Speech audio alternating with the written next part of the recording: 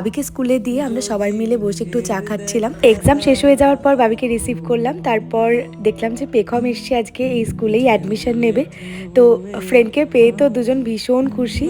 তো এরপরে চলে এসেছিলাম বাড়িতে এসে বাবিকে স্নান টান করিয়ে ফ্রেশ করিয়ে দিয়েছি।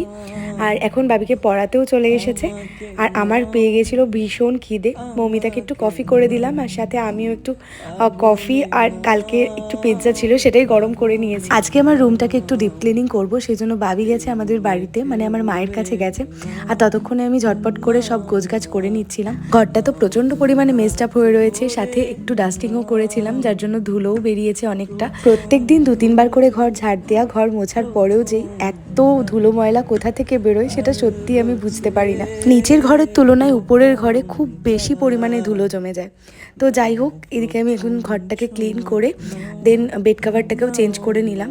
আর আমি চেষ্টা করি সপ্তাহের মধ্যে 2 দিন অন্তত বেড কাভারটাকে চেঞ্জ করার। এনিওয়ে, ঘরের সমস্ত কাজকর্ম কমপ্লিট করার পর আমি স্নান করে উঠেছি, প্রায় তখন 4:30 মতন বাজে। সায়ন বাড়িতে আসার পর আমরা 3 জন মিলে একটু সন্ধ্যেবেলা বেরিয়েছিলাম আর চলে এসেছিলাম বীরনগরে এই দোকানটাতে। আমরা প্রায় দিনই এখন এই দোকানটাতে আসি, কিন্তু ভিডিও ক্লিপ শেয়ার করা হয় না। তো আমরা ফার্স্টে অর্ডার করেছিলাম চিকেন পপকর্ন, যেটা ভীষণ ভালো খেতে ছিল, আর নিয়েছিলাম বার্গার, এটাও খুবই ভালো খেতে ছিল। তারপরে একটা ফুচকার দোকান দেখে খুব ফুচকা খেতে ইচ্ছা করছিল বলে একটু ফুচকাও খেয়ে নিয়েছিলাম। আজকে ঘরটা ডিপ ক্লিনিং করার সাথে সাথে প্রচুর কাচাকুচিও করা হয়েছিল। সকালবেলায় পর্দাগুলো কাকিমা এসে কেচে দিয়ে গেছে, আর আমি এখানে পর্দাগুলোকে লাগিয়ে নিচ্ছিলাম। তো যাই হোক, আজকের মিনি ব্লগটা এতটুকুই। দেখা হচ্ছে তোমাদের সাথে নেক্সট মিনি ব্লগে। টিল দিন সকলে ভালো থেকো, সুস্থ থেকো, stay tuned and stay connected.